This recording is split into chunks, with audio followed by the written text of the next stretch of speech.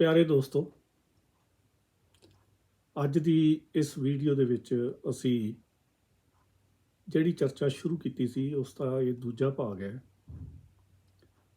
ਕਿ ਅਹਿਮਦੀ ਜਮਾਤ ਜਿਹੜੀ ਕਿ ਇਸ ਵੇਲੇ ਵਿਸ਼ਵ ਪੱਧਰ ਦੇ ਉੱਤੇ ਫੈਲੀ ਹੋਈ ਹੈ, ਉਹਦੇ ਵੱਲੋਂ ਕੁਝ ਦਾਅਵੇ ਕੀਤੇ ਗਏ ਨੇ ਗੁਰੂ ਨਾਨਕ ਸਾਹਿਬ ਦੇ ਮੁਤਲਕ। ਦਾਅਵਾ ਇਹ ਹੈ ਕਿ ਗੁਰੂ ਨਾਨਕ ਸਾਹਿਬ ਇੱਕ ਮੁਸਲਮਾਨ ਸਨ। ਅਸੀਂ ਗੱਲ ਕਿਸੇ ਧਰਮ ਦੇ ਖਿਲਾਫ, ਕਿਸੇ ਮਜ਼ਹਬ ਦੇ ਖਿਲਾਫ, ਕਿਸੇ ਮਤ ਦੇ ਖਿਲਾਫ ਨਹੀਂ ਕਰਦੇ। ਸਾਡਾ ਮਕਸਦ ਇਹ ਹੈ ਕਿ ਧਰਮ ਜੋ ਕਿ ਸੱਚ ਦਾ ਦਾਅਵਾ ਕਰਦਾ ਹੈ ਕਿ ਅਸੀਂ ਸੱਚ ਤੇ ਚੱਲਦੇ ਹਾਂ, ਉਹਨੂੰ ਝੂਠ ਦਾ ਸਹਾਰਾ ਲੈਣਾ ਹੀ ਪੈਂਦਾ। ਤੇ ਫਿਰ ਉਹ ਧਰਮ ਕਿਵੇਂ ਹੋਇਆ? ਜਮਾਤ ਅਹਿਮਦੀ ਦੁਨੀਆ ਦੇ ਵਿੱਚ ਆਮ ਤੌਰ ਤੇ ਲਿਬਰਲ ਮੁਸਲਿਮਸ ਵਜੋਂ ਜਾਣੀ ਜਾਂਦੀ ਹੈ। ਮੇਰੀ ਕਈ ਦੋਸਤਾਂ ਦੇ ਨਾਲ ਕੈਨੇਡਾ, ਅਮਰੀਕਾ ਦੇ ਵਿੱਚ ਗੱਲ ਹੋਈ ਤਾਂ ਉਹ ਲੋਕ ਇਸ ਤਰ੍ਹਾਂ ਦਾ ਇੰਪਰੈਸ਼ਨ ਰੱਖਦੇ ਨੇ ਕਿ ਜਮਾਤ ਅਹਿਮਦੀ ਜਿਹੜੀ ਹੈ ਬੜੀ ਸ਼ਾਂਤੀ ਪਸੰਦ ਜਿਹੜੀ ਜਮਾਤ ਹੈ, ਔਰ ਇਹਨਾਂ ਦਾ ਇੱਕ ਬੜਾ ਮਕਬੂਲ ਨਾਅਰਾ ਹੈ ਜਿਹੜੇ ਇਹਨਾਂ ਨੇ ਆਪਣੇ ਥਾਂ ਥਾਂ ਦੇ ਉੱਤੇ ਲਿਖਿਆ ਹੁੰਦਾ ਔਰ ਉਹਦਾ ਬੜਾ ਪ੍ਰਚਾਰ ਕਰਦੇ ਨੇ। ਲਵ ਫਾਰ ਆਲ, ਹੇਟਡ ਫਾਰ ਨਨ। ਪਿਆਰ ਸਾਰਿਆਂ ਨਾਲ, ਨਫ਼ਰਤ ਕਿਸੇ ਨਾਲ ਨਹੀਂ। ਹੁਣ ਨਫ਼ਰਤ ਤੇ ਪਿਆਰ ਜਿਹੜਾ ਹੈ ਇਹ ਕਿਸ ਤਰ੍ਹਾਂ ਦੇ ਸ਼ਬਦ ਨੇ ਕਿ ਸਾਨੂੰ ਸੁਣਨ ਨੂੰ ਬੜੇ ਚੰਗਾ ਲੱਗਦਾ ਹੈ ਕਿ ਸਾਰਿਆਂ ਨਾਲ ਪਿਆਰ ਤੇ ਨਫ਼ਰਤ ਕਿਸੇ ਨਾਲ ਨਹੀਂ। ਪਰੰਤੂ ਡੂੰਘਾਈ 'ਚ ਅਸੀਂ ਜਾਈਏ ਤਾਂ ਪਿਆਰ ਦਾ ਮਤਲਬ ਹੈ ਰਿਸਪੈਕਟ, ਤੇ ਰਿਸਪੈਕਟ ਦਾ ਮਤਲਬ ਹੈ ਕਿ ਜਿਵੇਂ ਦਾ ਕੋਈ ਹੈ, ਉਸ ਨੂੰ ਉਸੇ ਹੀ ਰੂਪ ਵਿੱਚ ਕਬੂਲ ਕਰਨਾ। ਮੰਨ ਲਓ ਕੋਈ ਮੂਰਤੀ ਪੂਜਕ ਹੈ, ਜੇ ਅਸੀਂ ਪਿਆਰ ਕਰਦੇ ਹਾਂ ਤੇ ਅਸੀਂ ਸ਼ਰਤ ਨਹੀਂ ਲਾ ਸਕਦੇ ਕਿ ਜੇ ਤੂੰ ਮੂਰਤੀ ਨੂੰ ਨਾ ਪੂਜੇ ਤਾਂ ਫਿਰ ਤਾਂ ਤੂੰ ਮੇਰਾ ਭਰਾ ਹੈ, ਤੇ ਨਹੀਂ ਮੈਂ ਤੇਰੇ ਨਾਲ ਨਫ਼ਰਤ ਕਰਦਾ, ਜਾਂ ਮੈਂ ਤੈਨੂੰ ਨਹੀਂ ਮੰਨਦਾ, ਜਾਂ ਤੇਰੇ ਨਾਲ ਮੈਂ ਪਿਆਰ ਨਹੀਂ ਕਰਦਾ। ਪਿਆਰ ਦਾ ਮਤਲਬ ਇਹ ਹੈ ਕਿ ਜਿਵੇਂ ਦਾ ਅਗਲਾ ਹੈ ਤੁਸੀਂ ਉਹਨੂੰ ਐਕਸੈਪਟ ਕਰਦੇ ਹੋ। ਅਗਲਾ ਜੇ ਮੰਨ ਲਓ ਉਹਨੂੰ ਪੱਗ ਬੰਨ੍ਹਣੀ ਨਹੀਂ ਆਉਂਦੀ ਤੇ ਤੁਸੀਂ ਉਹ 'ਤੇ ਸ਼ਰਤ ਨਹੀਂ ਲਾ ਸਕਦੇ ਕਿ ਮੈਂ ਤੈਨੂੰ ਤਾਂ ਪਿਆਰ ਕਰਾਂਗਾ ਜੇ ਤੂੰ ਪੱਗ ਸੋਹਣੀ ਬੰਨੀ। ਨਹੀਂ, ਜਿੱਦਾਂ ਦੀ ਉਹਨੇ ਪੱਗ ਬੰਨੀ ਹੈ, ਜੇ ਤੁਸੀਂ ਪਿਆਰ ਕਰਦੇ ਹੋ ਤਾਂ ਤੁਹਾਨੂੰ ਉਹਦੇ ਪੱਗ ਤੋਂ ਕੀ ਲੈਣਾ? ਤੁਸੀਂ ਉਹਦੇ ਧਰਮ ਤੋਂ ਕੀ ਲੈਣਾ? ਪਰ ਜੇ ਅਸੀਂ ਉਹਦੇ ਧਰਮ ਨੂੰ ਜ਼ਬਰਦਸਤੀ ਮਤਲਬ ਇੰਟਰਪ੍ਰੈਟ ਕਰੀਏ, ਉਹਦੀ ਸ਼ਖਸੀਅਤ ਨੂੰ ਵਿਗਾੜ ਕੇ ਦਸੀਏ, ਤੇ ਇਹਦਾ ਮਤਲਬ ਇਹ ਹੈ ਕਿ ਅਸੀਂ ਉਹਦੀ ਜੋ ਸ਼ਖਸੀਅਤ ਮਕਬੂਲ ਹੈ ਉਹਨੂੰ ਪ੍ਰਵਾਨ ਨਹੀਂ ਕਰ ਰਹੇ, ਤੇ ਅਸੀਂ ਆਪਣੇ ਵੱਲੋਂ ਉਹਦੇ ਉੱਤੇ ਇੱਕ ਸ਼ਖਸੀਅਤ ਥੋਪਣੀ ਚਾਹੁੰਦੇ ਹਾਂ ਕਿ ਜੇ ਤੇ ਤੂੰ ਇਸ ਤਰ੍ਹਾਂ ਦਾ ਤੇ ਫਿਰ ਸਾਨੂੰ ਕਬੂਲ ਹੈ। ਹੁਣ ਅਹਿਮਦੀ ਭਾਈਚਾਰਾ ਆਮ ਤੌਰ ਤੇ ਇਹ ਗੱਲ ਕਹਿ ਕੇ ਲੋਕਾਂ ਨੂੰ ਖੁਸ਼ ਕਰ ਲੈਂਦਾ ਕਿ ਅਸੀਂ ਗੁਰੂ ਨਾਨਕ ਸਾਹਿਬ ਦਾ ਬੜਾ ਇਹਤਰਾਮ ਕਰਦੇ ਹਾਂ। ਪਰ ਅਗਲੀ ਗੱਲ ਬਹੁਤ ਘੱਟ ਲੋਕੀ ਸਮਝ ਸਕਦੇ ਨੇ ਕਿ ਜਦੋਂ ਉਹ ਇਹ ਕਹਿੰਦੇ ਨੇ ਕਿ ਗੁਰੂ ਨਾਨਕ ਸਾਹਿਬ ਨੂੰ ਅਸੀਂ ਆਪਣਾ ਜਾਣਦੇ ਹਾਂ। ਇਹ ਆਪਣਾ ਜਿਹੜਾ ਨਾ ਇੱਕ ਸਿੰਗਲ ਇਨਵਰਟਡ ਕੋਮਿਆਂ ਵਾਲਾ ਹੈ। ਆਪਣਾ ਦਾ ਮਤਲਬ ਹੈ ਕਿ ਅਸੀਂ ਉਹਨੂੰ ਤਾਂ ਇਹਤਰਾਮ ਕਰਦੇ ਹਾਂ ਜੇ ਉਹ ਮੁਸਲਮਾਨ ਹੈ, ਕਿਉਂਕਿ ਉਹ ਮੁਸਲਮਾਨ ਹੈ ਉਹਨਾਂ ਦੀ ਨਜ਼ਰ ਵਿੱਚ, ਇਸ ਕਰਕੇ ਉਹ ਉਹਨੂੰ ਆਪਣਾ ਕਹਿੰਦੇ ਨੇ। ਐਨੇ ਦਾਅਵੇ ਨਾਲ ਉਹ ਗੁਰੂ ਗੋਬਿੰਦ ਸਿੰਘ ਨੂੰ ਆਪਣਾ ਕਹਿਣ ਦੀ ਕਦੀ ਗਲਤੀ ਨਹੀਂ ਕਰਨਗੇ, ਜਾਂ ਕਿਸੇ ਹੋਰ ਧਰਮ ਦੇ ਗੁਰੂ ਨੂੰ ਜਾਂ ਅਵਤਾਰ ਨੂੰ ਜਾਂ ਮਹਾਂਪੁਰਸ਼ ਨੂੰ ਆਪਣਾ ਨਹੀਂ ਕਹਿੰਦੇ। ਪਰ ਗੁਰੂ ਨਾਨਕ ਸਾਹਿਬ ਨੂੰ ਕੰਡੀਸ਼ਨ ਲਾ ਕੇ ਸਟਾਰ ਲਾ ਦਿੰਦੇ ਨਾ, ਕੰਡੀਸ਼ਨ ਸਟਾਰ ਲਾ ਕੇ ਤੇ ਥੱਲੇ ਲਿਖ ਦਿੰਦੇ ਨੇ ਕੰਡੀਸ਼ਨਡ। ਤੇ ਕੰਡੀਸ਼ਨ ਇਹ ਹੈ ਕਿ ਗੁਰੂ ਨਾਨਕ ਸਾਹਿਬ ਨੂੰ ਉਹ ਇੱਕ ਆਪਣਾ ਤੋਂ ਭਾਵ ਹੈ ਮੁਸਲਮਾਨ ਮੰਨਦੇ ਨੇ।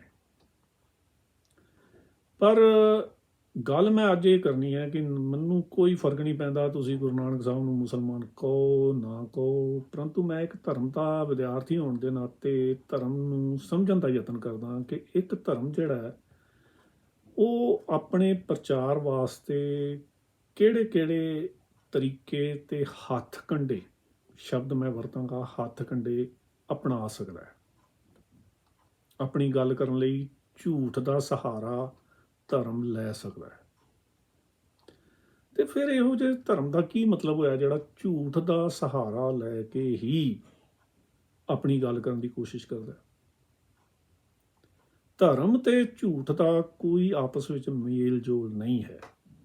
ਤੇ ਫਿਰ ਜੇਕਰ ਕੋਈ ਧਰਮ ਜਿਹਦਾ ਆਧਾਰ ਹੀ ਜਿਹਦਾ ਬੇਸ ਹੀ ਝੂਠ ਹੋਵੇ, ਉਹਨੂੰ ਕੀ ਧਰਮ ਕਿਹਾ ਵੀ ਜਾ ਸਕਦਾ? ਮੇਰੇ ਖਿਆਲ 'ਚ ਤਾਂ ਨਹੀਂ ਕਿਹਾ ਜਾ ਸਕਦਾ। ਧਰਮ ਦਾ ਮਤਲਬ ਸੱਚ ਹੈ। ਸੱਚ ਤੇ ਧਰਮ ਕੋਈ ਵੱਖਰੀ ਵੱਖਰੀ ਚੀਜ਼ ਨਹੀਂ ਹੈ। ਤੇ ਜੇਕਰ ਕੋਈ ਬੰਦਾ ਸੱਚ ਤੇ ਧਰਮ ਦੇ ਵਿੱਚ ਝੂਠ ਲੈ ਆਉਂਦਾ ਤਾਂ ਉਹ ਧਰਮੀ ਨਹੀਂ ਹੋ ਸਕਦਾ। ਮੇਰੇ ਮੁਤਾਬਕ, ਮੈਂ ਇੱਕ ਧਰਮ ਦਾ ਨਿਮਾਣਾ ਜਿਹਾ ਵਿਦਿਆਰਥੀ ਹਾਂ। ਹੁਣ ਅਸੀਂ ਗੱਲ ਕਰਦੇ ਹਾਂ ਕਿ ਅਹਿਮਦੀ ਜਮਾਤ ਜਿਹੜੀ ਹੈ, ਜਿਹਦਾ ਆਰੰਭ ਜਿਹੜਾ ਹੈ ਉਹ 19ਵੀਂ ਸਦੀ ਦੇ ਵਿੱਚ ਮਿਰਜ਼ਾ ਗੁਲਾਮ ਅਹਿਮਦ ਕਾਦੀਆਨੀ ਨੇ ਕੀਤਾ। ਜਿਹੜਾ ਕਾਦੀਆਂ ਮੇਰਾ ਵੀ ਪਿੰਡ ਹੈ, ਮੈਂ ਵੀ ਉੱਥੋਂ ਦਾ ਹੀ ਰਹਿਣ ਵਾਲਾ। ਇਹ 1835 ਵਿੱਚ ਜਨਾਬ ਪੈਦਾ ਹੋਏ ਸੀ ਤੇ 1908 ਵਿੱਚ ਇਹਨਾਂ ਦਾ ਚਲਾਣਾ ਹੋਇਆ ਹੈ।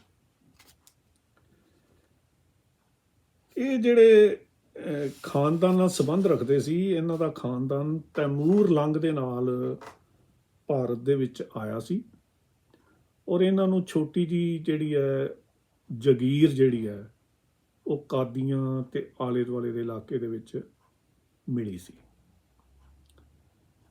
ਔਰ ਸਿੱਖ ਇਤਿਹਾਸ ਦੇ ਵਿੱਚ ਇਹਨਾਂ ਦਾ ਜ਼ਿਕਰ 18ਵੀਂ ਸਦੀ ਦੇ ਵਿੱਚ ਆਉਂਦਾ ਹੈ। 18ਵੀਂ ਸਦੀ 'ਚ ਜਦੋਂ ਸਿੱਖਾ ਸ਼ਾਹੀ ਦਾ ਜ਼ੋਰ ਸੀ, ਜਦੋਂ ਸਿੱਖ ਸਰਦਾਰਾਂ ਦੀ ਇੱਥੇ ਚੜ੍ਹਤ ਹੋ ਗਈ, ਪੰਜਾਬ ਦੇ ਵਿੱਚ ਸਿੱਖਾਂ ਦੀ ਚੜ੍ਹਤ ਹੋ ਗਈ, ਤਾਂ ਉਸ ਵੇਲੇ ਇਸ ਫੈਮਿਲੀ ਨੇ ਸਿੱਖਾਂ ਦਾ ਸਾਥ ਦਿੱਤਾ ਸੀ। ਇਹ ਬੜੀ ਇੰਪੋਰਟੈਂਟ ਗੱਲ ਹੈ ਇਤਿਹਾਸਕ ਤੌਰ 'ਤੇ। ਇਹਨਾਂ ਨੇ ਸਿੱਖਾਂ ਦਾ ਸਾਥ ਇਹ ਸੋਚ ਕੇ ਦਿੱਤਾ ਸੀ ਕਿਉਂਕਿ ਇੱਥੇ ਸਿੱਖਾਂ ਦਾ ਬੋਲਬਾਲਾ ਸੀ ਤੇ ਇਹਨਾਂ ਨੇ ਅਬਦਾਲੀ ਦਾ ਸਾਥ ਨਹੀਂ ਸੀ ਦਿੱਤਾ। ਤਾਂ ਇਸ ਤਰੀਕੇ ਨਾਲ ਇਹਨਾਂ ਨੇ ਆਪਣੀ ਜਿਹੜੀ ਪੋਜੀਸ਼ਨ ਹੈ ਇਹਨੂੰ ਬਹਾਲ ਰੱਖਿਆ ਸੀ, ਕਿਉਂਕਿ ਇਹਨਾਂ ਨੂੰ ਪਤਾ ਸੀ ਕਿ ਅਬਦਾਲੀ ਨੇ ਤੇ ਚਲੇ ਜਾਣਾ। ਜੇ ਅਬਦਾਲੀ ਦਾ ਸਾਥ ਦਿੱਤਾ ਤੇ ਬਾਅਦ 'ਚ ਤੇ ਸਿੱਖਾਂ ਨਾਲ ਹੀ ਵਾਹ ਪੈਣਾ ਨਾ। ਤੇ ਇਹਨਾਂ ਨੇ ਬੜਾ ਹੀ ਵਧੀਆ ਨੀਤੀ ਅਪਣਾਈ ਸੀ ਤੇ ਸਿੱਖਾਂ ਦਾ ਇਹਨਾਂ ਨੇ ਸਾਥ ਦਿੱਤਾ ਸੀ। ਤੇ ਇਹਨਾਂ ਦਾ ਜਿਹੜਾ ਉਹ ਜਗੀਰ ਇਹਨਾਂ ਨੂੰ ਜਿਹੜੀ ਮਿਲੀ ਸੀ ਉਹ ਮਹਾਰਾਜਾ ਰਣਜੀਤ ਸਿੰਘ ਨੇ ਵੀ ਬਹਾਲ ਰੱਖੀ ਸੀ, ਇਸੇ ਕਰਕੇ ਕਿਉਂਕਿ ਇਹ ਸਿੱਖਾਂ ਦੇ ਨਾਲ ਇਹਨਾਂ ਨੇ ਅੱਛੇ ਰਿਲੇਸ਼ਨ ਜਿਹੜੇ ਨੇ ਇਸ ਫੈਮਿਲੀ ਨੇ ਬਣਾਈ ਰੱਖੇ ਸੀ। ਔਰ ਇਸ ਨੇ ਮਿਰਜ਼ਾ ਗੁਲਾਮ ਅਹਿਮਦ ਨੇ ਪਹਿਲਾਂ ਤੇ ਆਪਣੇ ਆਪ ਨੂੰ ਮੁਜੱਦਦ ਕਿਹਾ ਤੇ ਜਦੋਂ ਮੁਜੱਦਦ ਦੇ ਤੌਰ ਤੇ ਮਕਬੂਲ ਹੋ ਗਿਆ, ਕਿਉਂਕਿ ਇਹ ਬਹੁਤ ਜਿਹੜਾ ਮੁਸਲਿਮ ਵਿਦਵਾਨਾਂ ਦੇ ਜਿਹੜਾ ਸੀ ਮੁਸਲਿਮ ਵਿਦਵਾਨ ਦੇ ਤੌਰ ਤੇ ਬੜਾ ਇਹ ਮਕਬੂਲ ਹੋ ਗਿਆ ਸੀ ਮਿਰਜ਼ਾ ਗੁਲਾਮ ਅਹਿਮਦ। ਤੇ ਇਹਦੀ ਇੱਜ਼ਤ ਬਹੁਤ ਜ਼ਿਆਦਾ ਜਿਹੜੀ ਹੈ ਮੁਸਲਿਮ ਸਮਾਜ ਦੇ ਵਿੱਚ ਹੋ ਗਈ। ਜਦੋਂ ਤੱਕ ਇਹ ਆਪਣੇ ਆਪ ਨੂੰ ਵੱਖਰਾ ਉਹਨੇ ਨਹੀਂ ਸੀ ਕੀਤਾ, ਉਨੀ ਦੇਰ ਤੱਕ ਈਵਨ ਕਿ ਮੁਹੰਮਦ ਇਕਬਾਲ ਵਰਗੇ ਵੀ ਬੰਦੇ ਜਿਹੜੇ ਨੇ ਉਹ ਇਹਦੇ ਤੋਂ ਮੁਤਾਸਰ ਸਨ। ਮਿਰਜ਼ਾ ਗੁਲਾਮ ਅਹਿਮਦ ਕਾਦੀਆਨੀ ਦੀ ਜਿਹੜੀ ਵਿਆਖਿਆ ਸੀ ਇਸਲਾਮ ਦੀ, ਉਹਦੇ ਤੋਂ ਪ੍ਰਭਾਵਿਤ ਸਨ।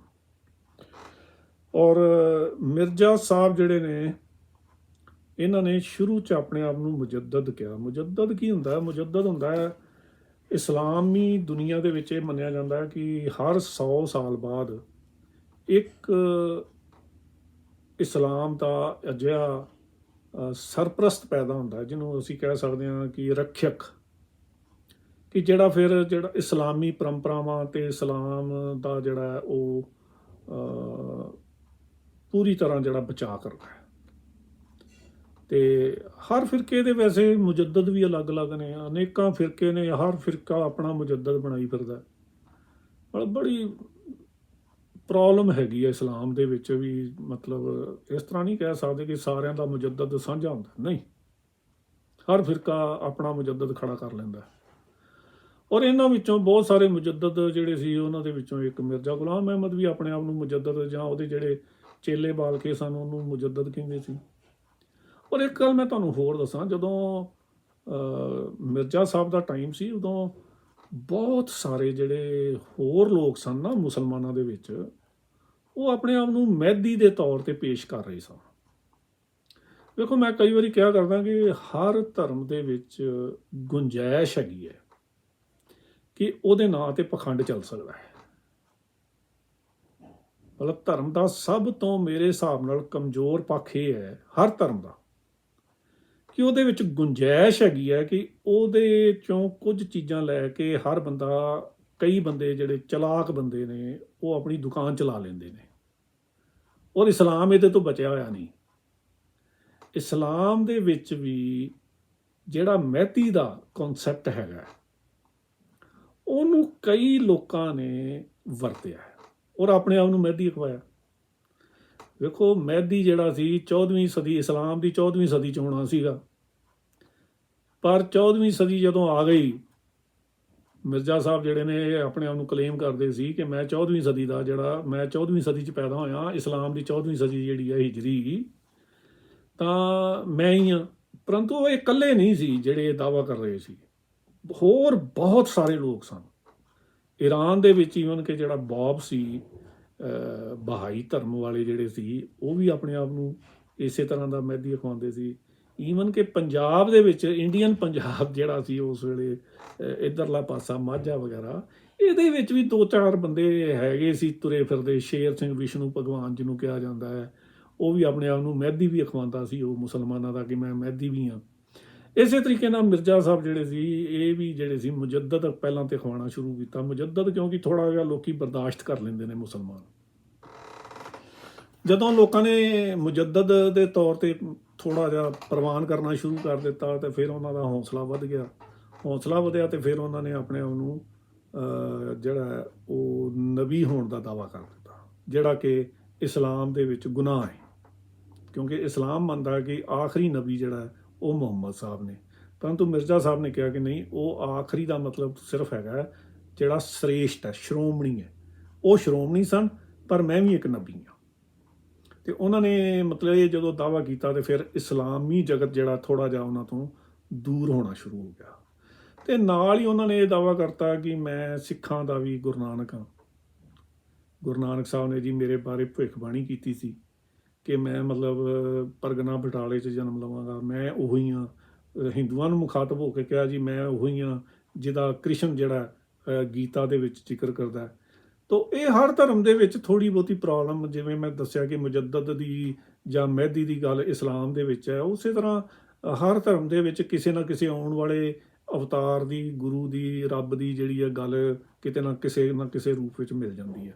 ਤਾਂ ਉਹਨੂੰ ਬੇਸ ਬਣਾ ਕੇ ਮਿਰਜ਼ਾ ਸਾਹਿਬ ਨੇ ਕਹਿ ਤਾ ਜੀ ਮੈਂ ਹੀ ਮਹਿਦੀ ਹਾਂ, ਮੈਂ ਹੀ ਭਗਵਾਨ ਹਾਂ, ਮੈਂ ਹੀ ਗੁਰੂ ਨਾਨਕ ਹਾਂ, ਅਤੇ ਮੈਂ ਹੀ ਮਸੀਹ ਹਾਂ। ਮਸੀਹ ਹੋਣ ਦਾ ਵੀ ਦਾਅਵਾ ਮਿਰਜ਼ਾ ਸਾਹਿਬ ਨੇ ਕੀਤਾ।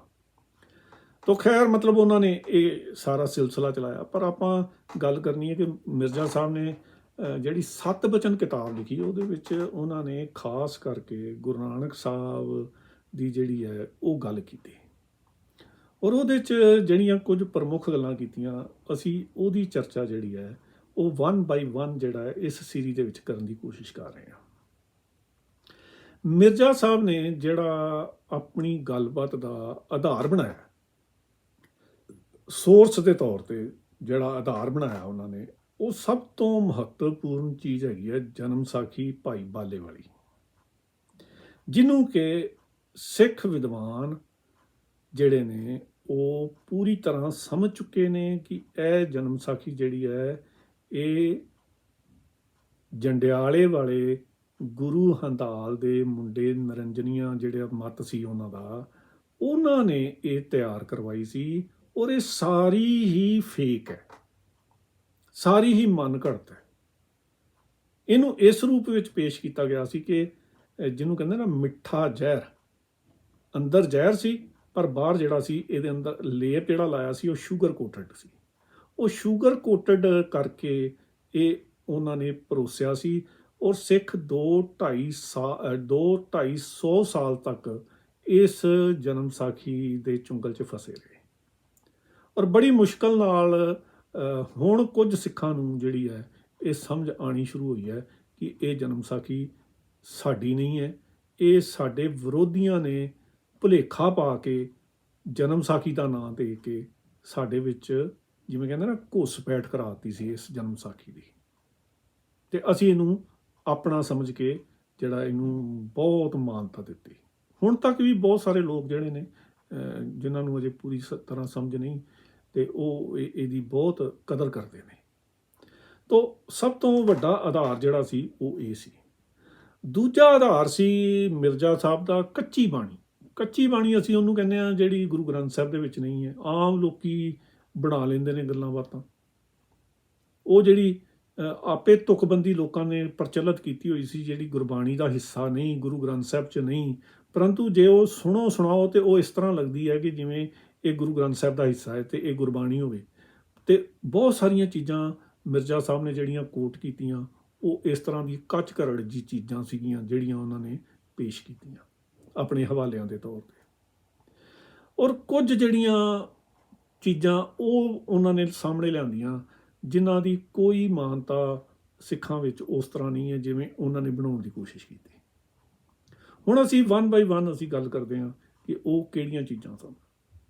ਸਭ ਤੋਂ ਪਹਿਲਾਂ ਤਾਂ ਇਹ ਇੱਕ ਮਿਸਾਲ ਜਾਂ ਦਲੀਲ ਬਣਾਉਣ ਦੀ ਕੋਸ਼ਿਸ਼ ਕੀਤੀ ਜਾਂਦੀ ਹੈ ਕਿ ਗੁਰੂ ਨਾਨਕ ਸਾਹਿਬ ਨੇ ਸੁਲਤਾਨਪੁਰ ਲੋਧੀ ਦੇ ਵਿੱਚ ਨਵਾਬ ਦੌਲਤ ਖਾਂ ਦੇ ਕੋਲ ਜਦੋਂ ਗਏ ਨੇ ਤੇ ਜਦੋਂ ਉਹਨਾਂ ਨੇ ਨਾਅਰਾ ਲਾਇਆ ਨਾ ਕੋ ਹਿੰਦੂ ਨਾ ਕੋ ਮੁਸਲਮਾਨ, ਤਾਂ ਫਿਰ ਉੱਥੇ ਕਾਜ਼ੀਆਂ ਨੇ ਜਿਹੜਾ ਮੁਲਾਣਿਆਂ ਨੇ ਇਕੱਠੇ ਹੋ ਕੇ ਇਤਰਾਜ਼ ਕੀਤਾ ਦੌਲਤ ਖਾਂ ਦੀ ਕਚਹਿਰੀ ਦੇ ਵਿੱਚ ਕਿ ਜੇ ਇਹ ਬੰਦਾ ਕਹਿੰਦਾ ਹੈ ਕਿ ਮੈਨੂੰ ਹਿੰਦੂ ਤੇ ਮੁਸਲਮਾਨਾਂ 'ਚ ਕੋਈ ਫਰਕ ਨਜ਼ਰ ਨਹੀਂ ਆਉਂਦਾ ਤੇ ਇਹਨੂੰ ਕਹੋ ਜੇ ਫਰਕ ਨਹੀਂ ਤੇ ਨਮਾਜ਼ ਪੜ੍ਹੇ ਸਾਡੇ ਨਾਲ। ਤੇ ਗੁਰੂ ਨਾਨਕ ਸਾਹਿਬ ਨੇ ਕਿਹਾ ਠੀਕ ਹੈ ਬਈ, ਮੈਂ ਸਹਿਮਤ ਹਾਂ ਤੁਹਾਡੇ ਨਾਲ, ਚਲੋ ਨਮਾਜ਼ ਪੜ੍ਹਦੇ ਹਾਂ। ਹੁਣ ਨਮਾਜ਼ ਸ਼ਬਦ ਕੀ ਹੈ? ਨਮਾਜ਼ ਸ਼ਬਦ ਤੁਸੀਂ ਗੂਗਲ ਦੇ ਉੱਤੇ ਕੱਢੋਗੇ, ਜਦੋਂ ਇੰਗਲਿਸ਼ ਦੇ ਵਿੱਚ ਨਮਾਜ਼ ਲਿਖੋਗੇ NAMAZ, ਤਾਂ ਉੱਥੇ ਜਦੋਂ ਉਹਦਾ ਲਿਟਰਲ ਮੀਨਿੰਗ ਆਏਗਾ ਇੰਗਲਿਸ਼ ਦੇ ਵਿੱਚ ਤਾਂ ਉੱਥੇ ਸ਼ਬਦ ਆਏਗਾ ਪ੍ਰੇਅਰ। ਪ੍ਰੇਅਰ ਤੋਂ ਹਰ ਭਾਸ਼ਾ ਦੇ ਵਿੱਚ ਸ਼ਬਦ ਨੇ। ਇੰਗਲਿਸ਼ ਦੇ ਵਿੱਚ ਪ੍ਰੇਅਰ ਹੈ, ਇੰਗਲਿਸ਼ ਦੇ ਵਿੱਚ ਵਾਟਰ ਹੈ, ਤੇ ਇਰਾਨੀ ਜਿਹੜੇ ਲੋਕ ਨੇ ਉਹ ਆਪ ਬੋਲ ਦਿੰਦੇ ਨੇ, ਫਰਕ ਤਾਂ ਕੋਈ ਨਹੀਂ। ਇਸੇ ਤਰੀਕੇ ਨਾਲ ਜਦੋਂ ਗੁਰੂ ਨਾਨਕ ਸਾਹਿਬ ਨੇ ਸਹਿਮਤੀ ਦਿੱਤੀ ਕਿ ਮੈਂ ਨਮਾਜ਼ ਪੜ੍ਹਨ ਲਈ ਤਿਆਰ ਹਾਂ, ਤਾਂ ਨਮਾਜ਼ ਪੜ੍ਹਨ ਦਾ ਕਿਤੇ ਵੀ ਇਹ ਮਤਲਬ ਨਹੀਂ ਹੈ ਕਿ ਮੈਂ ਮੁਸਲਿਮ ਨਮਾਜ਼ ਦੇ ਨਾਲ ਸਹਿਮਤ ਹਾਂ ਤੇ ਮੈਂ ਮੁਸਲਿਮ ਨਮਾਜ਼ ਪੜ੍ਹਨ ਲੱਗਾ। ਮੇਰਾ ਤਾਂ ਇਹ ਖਿਆਲ ਹੈ ਐਜ ਏ ਸਿੱਖ ਸਕਾਲਰ ਕਿ ਸ਼ਾਇਦ ਗੁਰੂ ਨਾਨਕ ਸਾਹਿਬ ਨੂੰ ਨਮਾਜ਼ ਦਾ ਪਾਠ ਆਉਂਦਾ ਹੀ ਨਹੀਂ ਹੋਣਾ। ਮੇਰਾ ਖਿਆਲ ਹੈ, ਜੇਕਰ ਕੋਈ ਹੋਰ ਬੰਦਾ ਇਹਦੇ 'ਚ ਦਲੀਲ ਦੇਣਾ ਚਾਹੁੰਦਾ ਦਵੇ, ਮੈਨੂੰ ਕੋਈ ਇਤਰਾਜ਼ ਨਹੀਂ। ਪਰ ਜਦੋਂ ਉਹਨਾਂ ਨੂੰ ਨਮਾਜ਼ ਦਾ ਪਾਠ ਆਉਂਦਾ ਹੀ ਨਹੀਂ ਤੇ ਉਹ ਫਿਰ ਨਮਾਜ਼ ਕਿਵੇਂ ਪੜ੍ਹਨਗੇ? ਨਮਾਜ਼ ਦਾ ਮਤਲਬ ਸਿਰਫ ਪ੍ਰੇਅਰ ਸੀ, ਨਾ ਕਿ ਮੁਸਲਿਮ ਨਮਾਜ਼। ਠੀਕ ਹੈ ਨਾ। ਹੁਣ ਤੁਸੀਂ ਦੇਖੋ, ਮੈਂ ਤੁਹਾਨੂੰ ਇੱਕ ਛੋਟੀ ਜਿਹੀ ਗੱਲ ਸੁਣਾਉਣਾ। 3 ਸਾਲ ਪਹਿਲਾਂ ਮੈਂ ਸ਼੍ਰੀਨਗਰ ਗਿਆ ਸੀ ਉੱਥੇ, ਤੇ ਮੇਰੇ ਉੱਥੇ 2-3 ਦੋਸਤ ਮੁਸਲਿਮ ਬਣ ਗਏ। ਮੁਸਲਿਮ ਦੋਸਤ ਸ਼ਾਮ ਪੈ ਗਈ ਤੇ ਉਹਨਾਂ ਦੀ ਨਮਾਜ਼ ਦਾ ਟਾਈਮ ਹੋ ਗਿਆ ਤੇ ਮੈਨੂੰ ਕਹਿਣ ਲੱਗੇ ਕਿ ਤੁਸੀਂ ਡਾਕਟਰ ਸਾਹਿਬ ਤੁਸੀਂ ਥੱਲੇ ਖੜੇ ਹੋਵੋ, ਅਸੀਂ ਕੋਠੇ ਤੇ ਚੱਲੇ ਹਾਂ ਨਮਾਜ਼ ਪੜ੍ਹਨ। ਤੇ ਮੈਨੂੰ ਪਤਾ ਸੀ ਕਿ ਨਮਾਜ਼ ਕੋਈ ਬਹੁਤ ਲੰਬੀ ਚੌੜੀ ਰਸਮ ਨਹੀਂ ਹੁੰਦੀ, 10-15 ਮਿੰਟ ਦੀ ਨਮਾਜ਼ ਹੁੰਦੀ ਹੈ। ਤੇ ਮੈਂ ਉਹਨਾਂ ਨੂੰ ਕਿਹਾ ਕਿ ਮੈਂ ਵੀ ਤੁਹਾਡੇ ਨਾਲ ਚੱਲਦਾ ਜੀ। ਉਹ ਕਹਿੰਦੇ ਜੀ ਤੁਹਾਨੂੰ ਇਤਰਾਜ਼ ਨਹੀਂ ਕੋਈ? ਮੈਂ ਨਹੀਂ, ਮੈਨੂੰ ਕਾਹਦਾ ਇਤਰਾਜ਼ ਹੈ। ਮੈਂ ਉਹਨਾਂ ਨੂੰ ਸਗੋਂ ਗੱਲ ਸੁਣਾਤੀ। ਮੈਂ ਕਿਹਾ ਸਾਡਾ ਬਾਬਾ ਵੀ ਜਿਹੜਾ ਸੀ ਉਹ ਨਮਾਜ਼ ਦੇ ਵਿੱਚ ਸ਼ਾਮਲ ਹੋ ਗਿਆ ਸੀ। ਤੇ ਮੈਂ ਉਹਨਾਂ ਦੇ ਨਾਲ ਉਹ ਧੁਰ ਕੋਠੇ 'ਤੇ ਚਲੇ ਗਏ ਤੇ ਉਹ 4-5 ਜਣੇ ਸੀਗੇ, 4-5 ਨੇ ਨਮਾਜ਼ ਪੜ੍ਹੀ ਆਪਣੀ। ਮੈਂ ਪਿੱਛੇ ਆਪਣੀ ਕੁਰਸੀ ਦੇ ਉੱਤੇ ਬੈਠਾ ਰਿਹਾ। ਨਾ ਉਹਨਾਂ ਨੂੰ ਇਤਰਾਜ਼ ਸੀ ਨਾ ਮੈਨੂੰ ਉਹਨਾਂ ਦੇ ਨਮਾਜ਼ ਪੜ੍ਹਨ ਦੇ ਉੱਤੇ ਇਤਰਾਜ਼ ਸੀ। ਉਹਨਾਂ ਨੇ ਆਪਣੀ ਜਿਹੜੀ ਹੈ ਉਹ ਨਮਾਜ਼ ਪੂਰੀ ਕਰ ਲਈ, ਅਸੀਂ ਫਿਰ ਥੱਲੇ ਆ ਗਏ। ਉਹ ਬੜੇ ਖੁਸ਼ ਹੋਏ ਮੇਰੀ ਸਹਿਣਸ਼ੀਲਤਾ, ਟੋਲਰੈਂਸ ਜਾਂ ਰਿਸਪੈਕਟ ਨੂੰ ਵੇਖ ਕੇ। ਹੁਣ ਇਹ ਕੋਈ ਮਾੜੀ ਗੱਲ ਤਾਂ ਨਹੀਂ ਕਿਸੇ ਦੀ। ਤੁਸੀਂ ਕੋਈ ਵੀ ਰਸਮ ਹੈ, ਜਿਵੇਂ ਮੈਂ ਪਹਿਲਾਂ ਦੱਸ ਕੇ ਹਟਿਆ ਕਿ ਲਵ ਦਾ ਮਤਲਬ ਹੈ ਕਿ ਜਿੱਦਾਂ ਦਾ ਉਹ ਹੈ ਉਹਨੂੰ ਐਕਸੈਪਟ ਕਰੋ। ਇਹ ਨਹੀਂ ਕਿ ਜੇ ਨਮਾਜ਼ ਉਹ ਪੜ੍ਹਨ ਲੱਗੇ ਨੇ ਤੇ ਮੈਂ ਮੂੰਹ ਵੱਟ ਕੇ ਤੇ ਪਾਸੇ ਹੋ ਜਾਵਾਂ। ਨਹੀਂ, ਮੈਨੂੰ ਉਹਨਾਂ ਦੀ ਨਮਾਜ਼ ਉਸ ਵੇਲੇ ਮਨਜ਼ੂਰ ਸੀ, ਔਰ ਮੈਂ ਉਹਨਾਂ ਦੇ ਵਿੱਚ ਮੈਨੂੰ ਪੜ੍ਹਨੀ ਨਹੀਂ ਆਉਂਦੀ। ਜੇ ਮੈਨੂੰ ਸ਼ਾਇਦ ਪੜ੍ਹਨੀ ਵੀ ਆਉਂਦੀ, ਜੇ ਮੈਂ ਪੜ੍ਹ ਵੀ ਲੈਂਦਾ ਤੇ ਮੈਨੂੰ ਨਹੀਂ ਸੀ ਲੱਗਦਾ ਕਿ ਕੋਈ ਇਹਦੇ 'ਚ ਕੋਈ ਬੁਰੀ ਗੱਲ ਹੁੰਦੀ, ਤੇ ਜਾਂ ਮੈਂ ਮੁਸਲਮਾਨ ਹੀ ਬਣ ਜਾਣਾ ਸੀ ਉਹ ਪੜ੍ਹ ਕੇ। ਤਾਂ ਉਹਨਾਂ ਨੇ ਸਗੋਂ ਮੇਰੀ ਬਹੁਤ ਇੱਜ਼ਤ ਕਰਨੀ ਸ਼ੁਰੂ ਕਰ ਦਿੱਤੀ। ਇਹ ਗੱਲ ਮੇਰਾ ਕਿਰਦਾਰ ਵੇਖ ਕੇ ਕਿ ਇਹ ਬੰਦਾ ਬੜਾ ਲਿਬਰਲ ਹੈ, ਔਰ ਇਹਨੇ ਸਾਨੂੰ ਇੱਜ਼ਤ ਦਿੱਤੀ ਹੈ, ਸਾਡੀ ਨਮਾਜ਼ ਦੀ ਇੱਜ਼ਤ ਕੀਤੀ ਹੈ। ਔਰ ਇਹੀ ਕਾਰਨ ਸੀ ਕਿ ਗੁਰੂ ਨਾਨਕ ਸਾਹਿਬ ਜਿਹੜੇ ਨੇ ਉਹ ਨਮਾਜ਼ ਦੇ ਵਿੱਚ ਸੁਲਤਾਨਪੁਰ ਲੋਧੀ ਸ਼ਾਮਲ ਹੋਏ ਤਾਂ ਮੁਸਲਮਾਨ ਮੌਲਵੀਆਂ ਨੇ ਨੋਟ ਕਰ ਲਿਆ ਕਿ ਗੁਰੂ ਨਾਨਕ ਸਾਹਿਬ ਦਾ ਤਾਂ ਧਿਆਨ ਸਾਡੀ ਨਮਾਜ਼ 'ਚ ਨਹੀਂ, ਕਿਉਂਕਿ ਨਮਾਜ਼ ਦੇ ਵਿੱਚ ਕਈ ਪੋਸਚਰ ਬਣਾਏ ਜਾਂਦੇ ਨੇ, ਅਲੱਗ-ਅਲੱਗ ਸਜਦੇ ਕੀਤੇ ਜਾਂਦੇ ਨੇ ਬਾਰ-ਬਾਰ, ਪਰ ਗੁਰੂ ਨਾਨਕ ਸਾਹਿਬ ਉਹ ਕੁਝ ਨਹੀਂ ਸੀ ਕਰ ਰਹੇ। ਹੁਣ ਪਹਿਲਾ ਤੇ ਨੁਕਤਾ ਇੱਥੇ ਹੀ ਸਮਝ ਲਓ ਕਿ ਗੁਰੂ ਨਾਨਕ ਸਾਹਿਬ ਉਸ ਤਰ੍ਹਾਂ ਦੀ ਰਸਮੀ ਰਿਚੁਅਲ ਨਮਾਜ਼ ਨਹੀਂ ਸੀ ਪੜ੍ਹ ਰਹੇ। ਉੱਥੇ ਹਾਜ਼ਰ ਸਨ, ਪਰ ਉਹ ਰਿਚੁਅਲ ਨਹੀਂ ਸੀ ਨਿਭਾ ਰਹੇ। ਨੰਬਰ 1 ਤੇ ਜੇ ਹੁੰਦਾ ਤੇ ਫਿਰ ਮੌਲਵੀ ਜਿਹੜੇ ਨੇ ਇਤਰਾਜ਼ ਨਾ ਕਰਦੇ ਨਮਾਜ਼ ਤੋਂ ਬਾਅਦ। ਉਹਨਾਂ ਨੇ ਇਤਰਾਜ਼ ਕੀਤਾ ਕਿ ਬਈ ਤੂੰ ਤਾਂ ਸਾਡੇ ਨਾਲ ਬਿਲਕੁਲ ਸ਼ਾਮਲ ਹੀ ਨਹੀਂ ਹੋਇਆ। ਤੇ ਗੁਰੂ ਨਾਨਕ ਸਾਹਿਬ ਨੇ ਉਲਟਾ ਉਹਨਾਂ ਨੂੰ ਕੁਐਸਚਨ ਕੀਤਾ ਕਿ ਕੀ ਤੁਸੀਂ ਸ਼ਾਮਲ ਸੀ? ਉਹਨਾਂ ਨੇ ਉਹਨਾਂ ਦਾ ਪਾ ਜੁਗਾੜਿਆ ਸਾਖੀ ਅਨੁਸਾਰ ਕਿ ਉਹਨਾਂ ਨੇ ਮੌਲਵੀ ਨੂੰ ਸੰਬੋਧਨ ਕਰਕੇ ਕਿਹਾ ਕਿ ਤੇਰਾ ਤੇ ਧਿਆਨ ਘਰ ਦੀ ਘੋੜੀ ਵੱਲ ਸੀ ਜਿਹੜੀ ਕਿ ਸੂਣ ਡਈ ਸੀ, ਤੇ ਉਹ ਖੂਹ ਦੇ ਕੋਲ ਸੀ, ਤੇ ਤੇਰੇ ਮਨ ਵਿੱਚ ਨਮਾਜ਼ ਪੜ੍ਹਦਿਆਂ ਇਹ ਖਿਆਲ ਆ ਰਿਹਾ ਸੀ ਕਿ ਜਿਹੜੀ ਵਛੇਰੀ ਹੈ ਘੋੜੀ ਦੀ ਉਹ ਕਿਤੇ ਖੂਹ 'ਚ ਨਾ ਡਿੱਗ ਪਵੇ। ਤੇ ਉਹ ਸਾਖੀ ਇਹ ਕਹਿੰਦੀ ਹੈ ਕਿ ਇਹ ਗੱਲ ਸੱਚੀ ਸੀ, ਔਰ ਗੁਰੂ ਨਾਨਕ ਸਾਹਿਬ ਨੇ ਉਹਦੇ ਮਨ ਦੀ ਗੱਲ ਬੁੱਝ ਲਈ ਸੀ। ਤੇ ਗੁਰੂ ਨਾਨਕ ਸਾਹਿਬ ਨੇ ਜਦੋਂ ਇਹ ਗੱਲ ਕਹੀ ਤੇ ਕਾਜੀ ਬੜਾ ਸ਼ਰਮਸਾਰ ਹੋਇਆ। ਤੇ ਗੁਰੂ ਨਾਨਕ ਸਾਹਿਬ ਨੇ ਤੇ ਸਮਝਾਇਆ ਇਹ ਸੀ ਕਿ ਨਮਾਜ਼ ਜੇ ਪੜ੍ਹਦੇ ਹੋ ਰਿਚੁਅਲ ਨਾ ਕਰੋ, ਉਹ ਮਨੋਂ ਪੜ੍ਹੋ। ਔਰ ਤੁਹਾਨੂੰ ਹੈਰਾਨੀ ਹੋਏਗੀ ਕਿ ਗੁਰੂ ਨਾਨਕ ਸਾਹਿਬ ਦੀ ਜਿਹੜੀ ਬਾਣੀ ਹੈ ਉਹਦੇ ਵਿੱਚ ਜਿਹੜੀ ਨਮਾਜ਼ ਦੀ ਡੈਫੀਨੇਸ਼ਨ ਦਿੱਤੀ ਗਈ ਹੈ ਉਹ ਅਜਿਹੀ ਹੈ ਕਿ ਜਿਹੜਾ ਕੋਈ ਮੁਸਲਮਾਨ ਵੀ ਜਿਹੜਾ ਹੈ ਉਹਦੇ ਉੱਤੇ ਇਤਰਾਜ਼ ਨਹੀਂ ਕਰ ਸਕਦਾ। ਔਰ ਮੇਰੀ ਕਈ ਮੁਸਲਮਾਨਾਂ ਨਾਲ ਉਹ ਮੈਂ ਕੋਟ ਕੀਤੀ ਜਦੋਂ ਕਿ ਗੁਰੂ ਨਾਨਕ ਸਾਹਿਬ ਨੇ ਬਾਣੀ ਦੇ ਵਿੱਚ ਇਹ ਨਮਾਜ਼ ਬਾਰੇ ਲਿਖਿਆ ਹੈ, ਤਾਂ ਉਹ ਲੋਕ ਹੈਰਾਨ ਹੋ ਗਏ ਕਿ ਇਹ ਬਿਲਕੁਲ ਜਿਹੜੀ ਹੈ ਉਹੀ ਗੱਲ ਲਿਖੀ ਹੋਈ ਹੈ ਜੋ ਕੁਰਾਨ ਦੇ ਵਿੱਚ ਲਿਖੀ ਹੋਈ ਹੈ। ਉਹਦੇ ਮੁਤਾਬਕ ਇਹ ਹੈ ਕਿ ਜੇ ਤੁਹਾਡੀ ਨੀਅਤ ਨਹੀਂ ਤਾਂ ਅਜਿਹੀ ਨਮਾਜ਼ ਦਾ ਕੋਈ ਲਾਭ ਨਹੀਂ। ਔਰ ਇਹ ਕਹਿੰਦੇ ਉਹਨਾਂ ਮੈਨੂੰ ਮੁਸਲਮਾਨ ਵਿਦਵਾਨਾਂ ਨੇ ਦੱਸਿਆ ਕਿ ਇਹੀ ਗੱਲ ਸਾਡੇ ਇਸਲਾਮ ਵਿੱਚ ਕਹੀ ਗਈ ਹੈ ਕਿ ਜਦੋਂ ਨਮਾਜ਼ ਪੜ੍ਹੋ ਤਾਂ ਪੂਰੀ ਨੀਅਤ ਨਾਲ ਪੜ੍ਹੋ।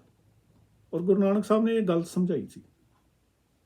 ਤਾਂ ਇਹਨੂੰ ਆਧਾਰ ਬਣਾਉਣਾ ਜੀ, ਇਹ ਗੁਰੂ ਨਾਨਕ ਸਾਹਿਬ ਇਹਦਾ ਮਤਲਬ ਕਿ ਮੁਸਲਮਾਨ ਸਨ ਉਹ ਤਾਂ ਹੀ ਨਮਾਜ਼ ਦੇ ਵਿੱਚ ਗਏ ਸੀ, ਇਹ ਛੋਟੇ ਦਿਲ ਦੀ ਗੱਲ ਹੈਗੀ ਹੈ। ਆਪਣੇ ਆਪ ਨੂੰ ਛੋਟਾ ਵਿਖਾਉਣ ਵਾਲੀ ਗੱਲ ਹੈਗੀ ਹੈ ਕਿ ਜੇ ਗੁਰੂ ਨਾਨਕ ਸਾਹਿਬ ਜਾਂ ਕੋਈ ਦੂਜਾ ਅਨਧਰਮੀ ਤੁਹਾਡੇ ਮਸਜਿਦ ਵਿੱਚ ਆ ਜਾਂਦਾ ਤੇ ਤੁਸੀਂ ਇਹ ਸਮਝਣ ਲੱਗ ਜਾਓ ਕਿ ਇਹ ਸ਼ਾਇਦ ਮੁਸਲਮਾਨ ਬਣ ਜਾਏਗਾ। ਇਹ ਬੜੀ ਛੋਟੀ ਗੱਲ ਹੈ ਮੇਰੇ ਹਿਸਾਬ ਨਾਲ। ਹੁਣ ਅਸੀਂ ਆਉਂਦੇ ਹਾਂ ਦੂਜਾ ਨੁਕਤਾ ਜਿਹੜਾ ਅਹਿਮਦੀਆਂ ਨੇ ਬਣਾਉਣ ਦੀ ਕੋਸ਼ਿਸ਼ ਕੀਤੀ ਕਿ ਗੁਰੂ ਨਾਨਕ ਸਾਹਿਬ ਇੱਕ ਮੁਸਲਮਾਨ ਸਨ। ਉਹ ਕੀ ਸੀ? ਉਹ ਇਹ ਸੀ ਜਿਹੜਾ ਕਿ ਬਹੁਤ ਵੱਡਾ ਉਹ ਵਧਾ ਚੜਾ ਕੇ ਸ਼ੋਅ ਕਰਦੇ ਨੇ। ਉਹ ਇਹ ਕਰਦੇ ਨੇ ਕਿ ਗੁਰੂ ਨਾਨਕ ਸਾਹਿਬ ਮੱਕੇ ਦੇ ਵਿੱਚ ਗਏ ਸੀ, ਤੇ ਮੱਕੇ ਦੇ ਵਿੱਚ ਜਦੋਂ ਗਏ ਨੇ ਤਾਂ ਉੱਥੇ ਤਾਂ ਗੈਰ ਮੁਸਲਿਮ ਜਾ ਹੀ ਨਹੀਂ ਸਕਦਾ। ਤੇ ਅਹਿਮਦੀ ਇਹ ਕਹਿੰਦੇ ਨੇ ਕਿ ਇਹ ਆਪਣੇ ਆਪ ਦੇ ਵਿੱਚ ਇੱਕ ਬਹੁਤ ਵੱਡਾ ਸਬੂਤ ਹੈ ਕਿ ਗੁਰੂ ਨਾਨਕ ਜਿਹੜੇ ਸਨ ਉਹ ਮੁਸਲਿਮ ਸਨ ਤੇ ਉਹ ਹੱਜ ਕਰਨ ਗਏ ਸਨ, ਕਿਉਂਕਿ ਹੱਜ ਤਾਂ ਮੁਸਲਮਾਨ ਹੀ ਕਰਨ ਜਾਂਦਾ ਨਾ, ਕੋਈ ਦੂਜਾ ਨਹੀਂ ਜਾਂਦਾ। ਹੁਣ ਇਸ ਗੱਲ ਦੀ ਅਸੀਂ ਥੋੜ੍ਹੀ ਜਿਹੀ ਵਿਆਖਿਆ ਕਰਕੇ ਤੇ ਅੱਜ ਦੀ ਵੀਡੀਓ ਇੱਥੇ ਸਮਾਪਤ ਕਰਾਂਗੇ। ਮੱਕਾ ਜਿਹੜਾ ਹੈ ਇਹ ਮੁਸਲਮਾਨਾਂ ਦਾ ਪੁਰਾਣਾ ਜਿਹੜਾ ਇੱਕ ਸ਼ਹਿਰ ਹੈ ਜਿੱਥੇ ਮੁਹੰਮਦ ਸਾਹਿਬ ਦਾ ਜਨਮ ਹੋਇਆ, ਔਰ ਜਿੱਥੇ ਉਹਨਾਂ ਦਾ ਸਭ ਤੋਂ ਪਵਿੱਤਰ ਸਥਾਨ ਮੁਸਲਮਾਨਾਂ ਦਾ ਕਾਬਾ ਹੈ। ਹੁਣ ਕਾਬਾ ਜਿਹੜਾ ਹੈ, ਇਹਦੇ ਬਾਰੇ ਅਸੀਂ ਬਹੁਤੀ ਗੱਲ ਜੇ ਕਰੀਏ ਤਾਂ ਵੀਡੀਓ ਲੰਬੀ ਹੋ ਜਾਂਦੀ ਹੈ, ਪਰੰਤੂ ਅਸੀਂ ਸੰਖੇਪ 'ਚ ਦੱਸਣਾ ਚਾਹੁੰਦੇ ਹਾਂ ਕਿ ਕਾਬਾ ਜਿਹੜਾ ਹੈ ਇੱਕ ਅਜਿਹਾ ਸਥਾਨ ਹੈ ਕਿ ਜਿੱਥੇ ਮੁਸਲਮਾਨਾਂ ਨੇ ਹੀ ਕਈ ਵਾਰੀ ਇਹਦੀ ਬੇਹਰਮਤੀ ਕੀਤੀ ਹੈ, ਗੈਰ ਮੁਸਲਮਾਨਾਂ ਨੇ ਸ਼ਾਇਦ ਕਦੀ ਵੀ ਨਹੀਂ ਕੀਤੀ। ਔਰ ਕਾਬੇ ਦੇ ਵਿੱਚ ਮੰਨਿਆ ਜਾਂਦਾ ਕਿ ਉੱਥੇ ਗੁਰੂ ਨਾਨਕ ਸਾਹਿਬ ਗਏ ਨੇ, ਮੰਨਿਆ ਜਾਂਦਾ। ਪਰੰਤੂ ਮੈਂ ਆਪਣੇ ਇੱਕ ਵੀਡੀਓ ਦੇ ਵਿੱਚ ਪਹਿਲਾਂ ਦੱਸ ਚੁੱਕਿਆ ਕਿ LDP 194 ਨਾਂ ਦੀ ਜਿਹੜੀ ਜਨਮ ਸਾਖੀ ਹੈ, ਜਿਹਨੂੰ ਮੈਂ ਐਡਿਟ ਕੀਤਾ, ਉਹਦੇ ਵਿੱਚ ਗੁਰੂ ਨਾਨਕ ਸਾਹਿਬ ਦਾ